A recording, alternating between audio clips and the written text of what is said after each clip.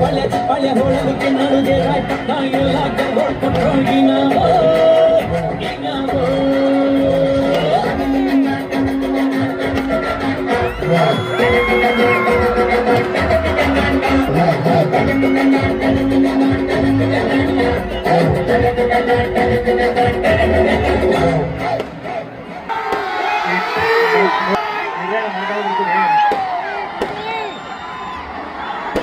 ಬೂದಿಗೆರೆ ಬಗ್ಗೆ ಕೇಳಿದೆ. ಬೂದಿಗೆರೆ ಇಷ್ಟು ಸೌಂಡ್ ಅಂತ ಇಲ್ಲಿಗೆ ಬಂದ್ಮೇಲೆ ಗೊತ್ತಾಗಿದ್ದು.